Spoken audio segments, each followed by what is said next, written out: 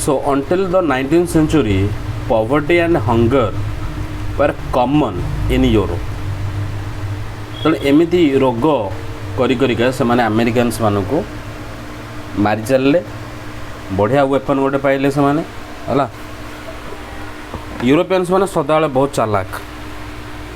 तेणु 19th century नई जाए से जाए पॉवर्टी आउ हंगर एटा बहुत कॉमन थिला यूरोप रे है तो लोग खाया पाऊन एते गरीब होते इंडिया बहुत धनी सबुठ दुनियार सबुठ बड़ धनी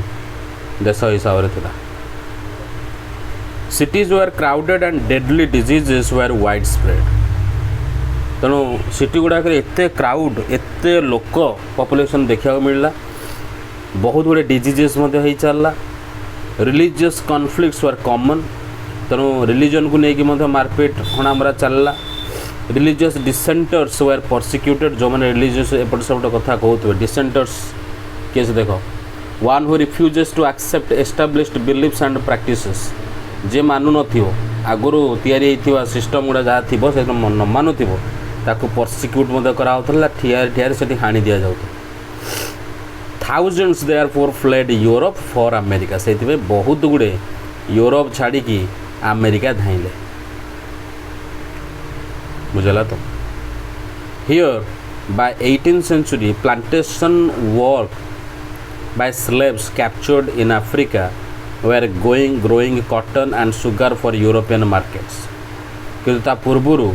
जो लोक मैंने पलि आसने प्लांटेसन करने केवल आसते एत बड़ जगह पड़ी ये प्लांटेसन करा कार ना कॉटन सुगार एटा आम पढ़ी फ्रेंच रिवोल्यूशन स्लेव ट्रेड पढ़ी से समय कथा तेणु स्लेव गुड़ा कैप्चर करेंगे आफ्रिकार आगे अमेरिका छाड़े से एगुड़ा सब जो कॉटन सुगार ये सब हो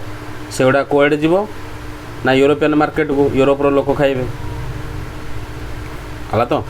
एमती चलता until well into the 18th century सबकि ठीक ठाक चलता जिते 18th century है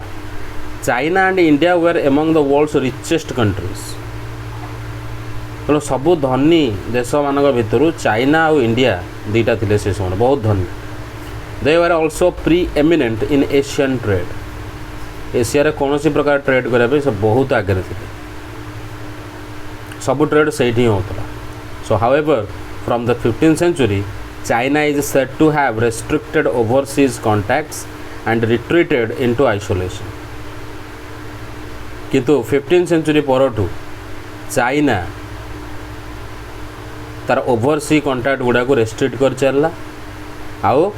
आइसोलेशन भितर पशिगला एकुटिया हो गला साइड हो गला तेणु China's reduced role and the rising importance of the Americans gradually moved the center of the world trade westwards तेणु चाइना जेहेतु निजर रोल सेपटे रिड्यूस करदेला ता सहित एपटे अमेरिकन मानकर तांकर इम्पोर्टान्स बढ़ला तो जो ग्राजुअली ये जिनसा बढ़ला तेणु वर्ल्ड रो जो सेंटर थिला जो बेपार कर सेंटर था ये सब वेस्ट आड़ को बर्तमान गला है तो वेस्ट पटू आड़ गला Europe now emerged as the centre of world trade तेणु दुनियार सबू ट्रेड जितक बेपार जहाँ सब सेंटर से सब यूरोप बर्तमान है बुझेगा तो सेक्शन 2 रे बर्तमान देखा 19th century 1815 ରୁ 1914 19th century रे कौन कौन सब होता the world changed profoundly in the 19th century. Economic, political, social, cultural and technological factors interacted in complex ways to transform societies and reshape external relations. तेणु दुनिया जो चेंज ही चलला ये देखा मिला 19th century रे दुनिया बहुत चेंज हो गला सब प्रकार फैक्टर्स इंटराक्ट हेले बहुत ही कॉम्प्लेक्स वे इंटराक्ट हेले आउ सोसाइटी गुड़ा ट्रांसफॉर्म करा लगे एक्सटर्नल रिलेशंस गुड़ाक रिसेप है केमी कौन देख economist identify 3 types of movement or flows within the international economic exchange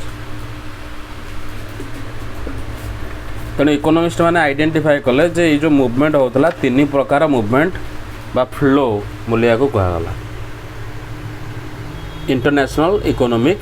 exchange भितर the first is the flow of trade which in the 19th century referred largely to trade in goods for example cloth wheat एगुड़ा सब तो प्रथम फ्लोटा होची बेपार flow जो trade से माने करते 19th century रे फ्लो ऑफ ट्रेड अर्थ है largely to trade in goods बहुत गुड्स ट्रेड ये देखा मिलला कपड़ा ठू आरंभ करी खाइबा जाए बोली व्हीट राइस सब किसी ये सब गोटे जगह अन्य जगह को ट्रांसफर होता मूवमेंट होता फ्लो होता the second is the flow of labour means the migration of people in search of employment तेणु केते लोक काम करने गोटे जगह आ गोटे जगह को फ्लो हो चले थर्ड है movement of capital for short term or long term investments over long distances तेणु अन्य जो मूवमेंट है सेटा हूँ कैपिटल मूवमेंट पैसा शॉर्ट टर्म रे हो कि लॉन्ग टर्म हो लोक मैंने इन्वेस्ट कले ओवर लॉन्ग डिस्टेंसेस अन्य देश नहीं कि पैसा लगे बुझेगा all 3 flows were closely interwoven and affected people's lives more deeply now than ever before है ना तो 3टा जाक जो फ्लो है ये क्लोजली इंटरवोवेन एमाने निज निज भितर कनेक्शन तांकर थिला जो थे लोक माने निजर जीवन एथिरे बदलै देले निज जीवन बहुत अफेक्ट है आगुरी एमती नथिला तो ये जो इंटर कनेक्शन से है वुड समटाइम्स बी ब्रोकन थर थे इंटर कनेक्शन भांगी गला मत for example labour migration was often more restricted than goods और कैपिटल फ्लोज तेणु ये जो लेबर माइग्रेशन होता गोटे जगह अन्य जगह लोक मैंने जाऊे यहाँ थर थे बहुत रेस्ट्रिक्टेड हो गला जमीक स्लेव ट्रेड मझे बंद हो गला सेमती तेणु गुड्स और कैपिटल फ्लो तो है किंतु माइग्रेशन लेबर माइग्रेशन है येट इट हेल्प्स तेणु हेल्ले यहाँ हेल्प कला आम बुझीपर जो 19th century world economy better केमिति है if we look at the 3 flows together तेणु 3टा मिसेक चलवा देखिपर जे ताकू नहीं कि 19th century world economy better है a world economy takes shape A good place to start is the changing pattern of food production and consumption in industrial Europe. तेणु आम start करवा जदि फूड प्रोडक्शन और कंजम्पशन स्टार्ट करवा industrial Europe रे से सब लोग यूरोप रे इंडस्ट्री पलि आसला तो से फूड प्रोडक्शन और फूड कंजम्पशन रो जो चेंजिंग पैटर्न ये देखा मिलला तेना किसी परिवर्तन है Traditionally, countries liked to be self-sufficient in food, but in 19th century, Britain, self-sufficiency in food meant lower living standards and social conflicts. तो आगुर लोक मैंने भावुले कंट्री मैंने भावुले आम कम से कम फूड रे सेल्फ सफिशिएंट हवा दरकार निज निज एरिया जहाँ लोक मैंने खाऊन से आम निज देश निजे करवा उचित अन्य देश उपर खाद्यपाई डिपेंड करवानी किंतु 19th century ब्रिटेन कौन करूला जब सी भाविला जे सेल्फ सफिशिएंटी इन फूड रो अर्थ है जो लोअर लिविंग स्टैंडर्ड सेठार लोकर लिविंग स्टैंडर्ड बहुत ही तलू पलैला सोशल कॉन्फ्लिक्ट है एमती है कहीं व्हाई वाज दिस सो देख population growth from the late 18th century had increased the demand for food grains in Britain. As urban centers expanded and industry grew, the demand for agricultural products went up, pushing up food grain prices. तो population growth जो है late 18th century ये बढ़ी चलला आ बढ़ी चलला हाड increase the demand for food grains तेणु ब्रिटेन रे यार फूड ग्रेन्स गुड़ा सब डिमांड है सब बढ़ी बढ़ी चलला आज अर्बन सेंटर्स एक्सपैंडेड तेणु अर्बन सेंटर गुड़ा जिते बढ़ी चलला यार इंडस्ट्री ग्रीव हो चलला तेणु डिमांड है बर्तमान एग्रीकल्चरल प्रोडक्ट सी मत बढ़ी चलला जहाँद्वारा कि पुशिंग फूड ग्रेन प्राइसेस बढ़ी चलला तेणु under pressure from landed groups the government also restricted the import of corn तेणु लैंडेड ग्रुप माने जो मैंने थे जो मान जमीबाड़ी थी जो मैंने सब जिन गुड़ा करुले चाषबास करुले से बर्तमान मना कर गवर्नमेंट को प्रेशर पकड़े जे रेस्ट्रिक्ट कर तुम बाहर इंपोर्ट हेनी कॉर्न तुम बाहर जो मक्का मगे दौच इंपोर्ट कर दो रेस्ट्रिक्शन लगाओ the laws allowing government to do this were commonly known as the corn laws या मक्का नियम बोली कहगला कॉर्न लॉज तेणु यह सब जिनस गुड़ाक आस्ते आस्ते देखा मिलला तेणु जो इंपोर्ट करिया बंद करदे बाहर unhappy with high food prices industrialists and urban dwellers forced the abolition of corn laws तेणु से पैसा को अधिक पैसा रे जदि तुम बाहर मगेले तुमको जदि लॉस होउची ताले तुम ये सस्तार दबार अच्छी लोक मैंने लोक खाया मिलून तो कौन केमती हम तेणु बाहर तो आने पड़ो इंपोर्ट करा पड़ो से गुड़ाक तेणु हाई फूड प्राइसेस जो होगला तेणु इंडस्ट्रियलिस्ट माने अर्बन ड्वेलर्स माने एथिरे पूरा दुखित होगी आउ खुशी हो पारे तेणु बाध्य होगी कॉर्न लॉ को एबोलिट कले ताको भांगिले भांगा बाध्य होले कौन करा जीवो after the corn laws were scrapped food could be imported into Britain more cheaply than it could be produced within the country अने हिसाब करो ताको कंट्री रे प्रोड्यूस हेले ताको अधिका पैसा पड़ुछ किंतु बाहर किणी किणी खाइले से ग्रेन गुड़ाक जो फूड जहाँ भी से इंपोर्ट कले ताको सस्ता होउछ हला तेणु से बाहर इंपोर्ट कर चले तो British agriculture was unable to compete with imports तेणु तांको देश रे जो एग्रीकल्चर चली जो पिजान्स माने थिले फार्मर माने थिले से माने वर्तमान आ किछि करि पारले से बचिबे कि तांकोटू किए किणियो से 10 टंकार गोटे जिनस बिकुछन इंपोर्टेड जिनसटा 5 टंका होछि आमर जेन चाइनीज जिनस गुड़ा सस्ता आमे जे सेगुड़ा करवा कि किणिया चेष्टा करे आमे दिगरे आमको अधिका पैसा पड़ुछि पण चाइना रे आउछि सस्ता रे तेणु ताकू किणी लोक व्यवहार कर vast areas of land were now left uncultivated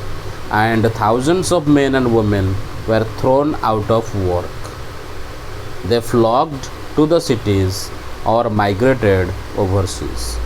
तेणु बर्तमान आ करेंगे कौन निजे जदि चाषबास कले सेगुड़ाक किए किणवेनि तेणु से कहले आम कहीं चाष करूँ छाड़ी दियो ताकू तो जमी सेमती पड़िया पड़ला हजार हजार लोक निज घर द्वारा छाड़ी कड़े गले कहीं कम तुम काढ़ी दिगला केते गुड़े कौन सहर को पड़ेले केते गुड़े नहीं देश छाड़ी पूरा पड़ेले बुझे तो आज फूड प्राइसेस फेल जिते फूड रो प्राइस एमती कमीगला कंजप्शन इन ब्रिटेन रोज तो सस्तार जो खाया मिलला लोक खाईदे गले कंजप्शन प्रबल बढ़िला मिड 19th सेंचुरी ठू आरंभ करी faster industrial growth in Britain also led to higher incomes and therefore more food imports तेणु आउ गोटे कारण भी अच्छी एक तो सस्तार मिलला दुई रे इंडस्ट्रियल ग्रोथ एते फास्टर थिला ब्रिटेन रे जहाँ जो हायर इनकम है गोटे लोक जी कम करुला तार इनकम बर्तमान बढ़िला जो इनकम बढ़ला सी तो कम करने से आहरी अधिक अधिक खाइला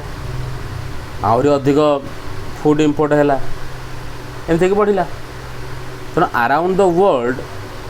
दुनिया गोटे जगह देखा तो खास कर eastern Europe Russia America Australia lands were cleared and food production expanded to meet the British demand रेसला एते खाइले गुड़ाक जे तांको डिमांड फुलफिल करने एतक जाक देश कामेल लगी पड़े निजर एरिया गुड़ा सब क्लीयर कले लैंड को क्लीयर करके सेठी खाली कॉर्न व्हीट एगुड़ा सब लगे चलले Russia America Australia eastern Europe सब सब लगे वेस्टर्न यूरोप माने खास कर ब्रिटेन से डिमांड फुलफिल करने बापरे इंडस्ट्रियल अच्छी इंडस्ट्री है कि तो अधिक जिनस खाऊँ लोक यदि निजे कम करते दुनियाटा खाई दिखते सो it was not enough merely to clear lands for agriculture. Railways were needed to link the agricultural regions to the port, so new harbors had to be built and old ones expanded to ship the new cargoes. तेणु केवल खाली clear करदे land गुड़ा agriculture कौन हो चाषबास करदेव तुम export करदेव बिक्री करदेव नहीं कि हो कि ना कहीं ना ताको रेलवे पुणी दरकार से एग्रीकल्चर रिजन रू पोर्ट जाए तो जीव जिनस केमती जीव सी पोर्ट जाए से जहाज रे जीव है तो से सी पोर्ट जाए जीवाई केमती जीव तेणु रेलवे दरकार है तेणु नुआ नुआ हार्बर गुड़े खोला जो आसिक जहाज लगे आ जो पुराना था एक्सपांड करके आहरी अधिक बड़ बड़ कराला नुआ नुआ कार्गो गुड़े लगे खाली जिनस Buhala people had to settle on the lands to bring them under cultivation तेणु लोक मैंने लैंड उपर सेटल होकर रहिले आ कल्टिवेट कले तो this meant building homes and settlements तेणु तापर घर द्वार तैयारी है सेटलमेंट है लोक से रहिले कल्टिवेशन कले चलला all these activities in turn required capital and labour ये तो जिनस जो बाहर गोटे देश रशिया से अमेरिका ऑस्ट्रेलिया मैंने जो कले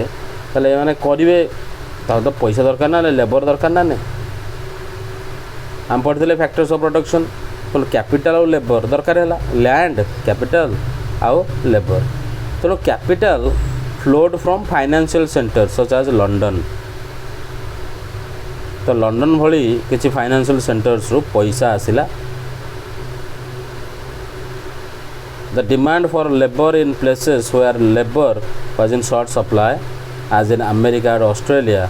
led to more migration. तेणु अमेरिका ऑस्ट्रेलिया जिते ये लेबर गुड़ा अभाव पड़े से आहरी माइग्रेशन है बाहर लोक मानक धरिकी आसिले Nearly 50 million people emigrated from Europe to America and Australia in the 19th century.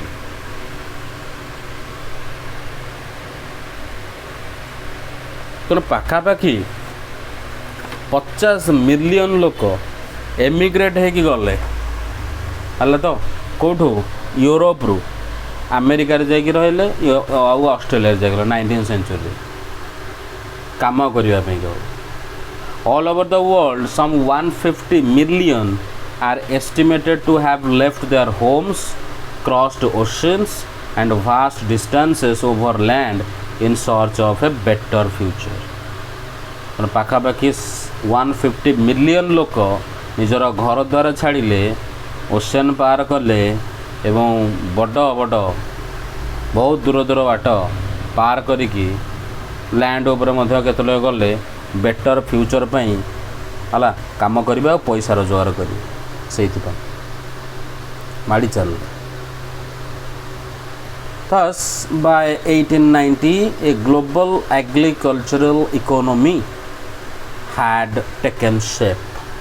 accompanied by complex changes in labor,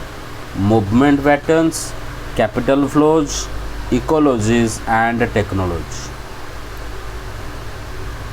तेणु 1890s बेलू गोटे ग्लोबल एग्रीकल्चरल इकोनॉमी आरंभ होगा दुनिया रे जोड़ जा खाली एग्रीकल्चर प्रोडक्ट गुड़ा सब किणा बिका सब चलला है ता सहित कॉम्प्लेक्स चेंजेस मध्य देखा मिलला लेबर माने मूवमेंट कले तांको पैटर्न टिके बदलिला कैपिटल फ्लो मध्य होला केते गोटे जगह इकोलॉजी तैयारी हैला टेक्नोलॉजी बढ़िला एमती ही चलला तेणु food no longer came from a nearby village or town but from thousands of miles away तेणु खाद्यटा आमर जो पाख पड़िशारू कि गाँव टाउन एठू आसुनी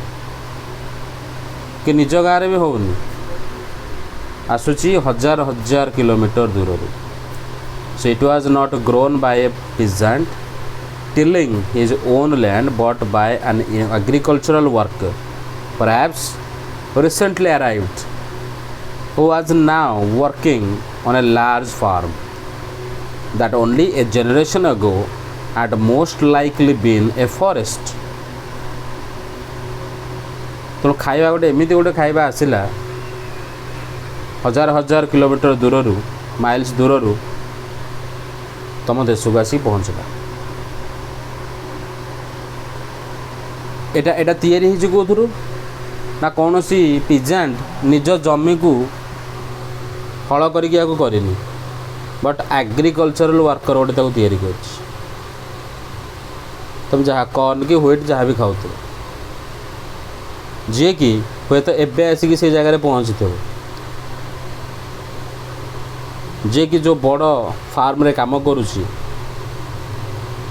केवल गोटे जेनेरेशन एगो ए किछि वर्ष पूर्व से जगार जो काम कर से जगहटा फॉरेस्ट है तेणु जंगल को काटिकी सेठी जमी बनईकी से जगह चाषबास करिकी गोटे एग्रीकल्चरल वर्कर से खाद्य को प्रस्तुत करिकी हजार हजार किलोमीटर दूर को पठेला so it was transported by railway रू पोर्ट जाए गला build for that purpose and by ships तेणु से धरिकी शिप रे से बर्तमान increasingly manned in this decades by low paid workers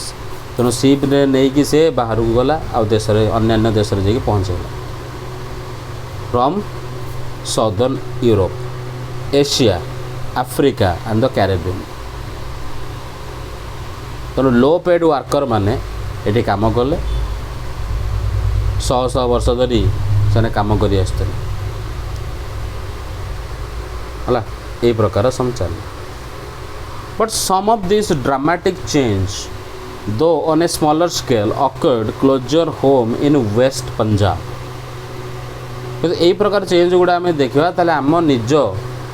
कथा देखा आम देश कथा वेस्ट पंजाब पट देखिले आम जापर Here the British Indian government built a network of irrigation canals to transform semi-desert wastes into fertile agricultural lands that could grow wheat and cotton for export. तो से माने मध्य एठी कहले कोन ना जेहेतु एठी एमिति गोटे जगह अछि सेमी डेजर्ट माने माटी आ बाली मेचा मेचा के मिसिक अछि तो ताकू जदि आमे पानी देकी भलरे बढ़ेबा ताले सी मध्य हमको व्हीट आउ कॉटन एक्सपोर्ट करके दब सॉरी ग्रो करके दब जोटा कि आम एक्सपोर्ट ପାଇଁ व्यवहार करें ताक देश को से पठेबे ब्रिटिश वाला तेणु से मैंने कौन कले इरिगेशन कैनाल गुड़े खोली चलले बुझेगा तो so the canal colonies as the areas irrigated by the new canals were called were settled by peasants from other parts of Punjab. तो पंजाब अन्य जगार सब peasants मैंने आसिले से जगार कॉलोनी बनईकि रहिले तो कैनाल कॉलोनी कहला कहीं तारी पाखापाखे सब घर तैयार से सब रहिले आ चाषबास करिकी काम करिकी जोगेले. Of course food is merely an example. तेणु फूडटा हूँ गोटे साधारण एग्जाम्पल गोटे a similar story can be told for cotton cotton मोट अवस्था से cultivation of which expanded worldwide to feed British textile mills तो ये लोक खुआ होता फूड एवं कंपानी इंडस्ट्री को खुआई रेडी होगा कॉटन कॉटन कड़े अच्छे आण आम इंडस्ट्री खाइब तक मिल्स खाइब ताकू एक्सपेंड कराला वर्ल्ड वाइड जोटी कॉटन हो पार आण और रबर भी नहीं पार rapidly so rapidly did regional specialization in the production of commodities develop that between 1820s to 1914 देखिए the world trade is estimated to have multiplied 25 to 40 times 25 to 40 times बढ़ीगला ये एते rapidly grow कला तेणु specialisation regional specialisation देखा आम ताले production आमर बढ़ीगला community develop हो चलला ये बेसी नहीं 1820 रु 1914 भर आम देखिए वर्ल्ड ट्रेड जी चलूला बहुत मल्टीप्लाई हो गला तो nearly 60% of this trade comprised primary products क्यों से समय एत जिन तो डेभलप हो नाला तेणु यार 60% हूँ प्राइमरी प्रोडक्ट्स माने खास करिकी एग्रीकल्चरल प्रोडक्ट गुड़ा जमी व्हीट कॉटन मिनरल्स एमती कोल ये जिन सब सप्लाई हो बुझेगा तापर आम देखा रोल ऑफ टेक्नोलॉजी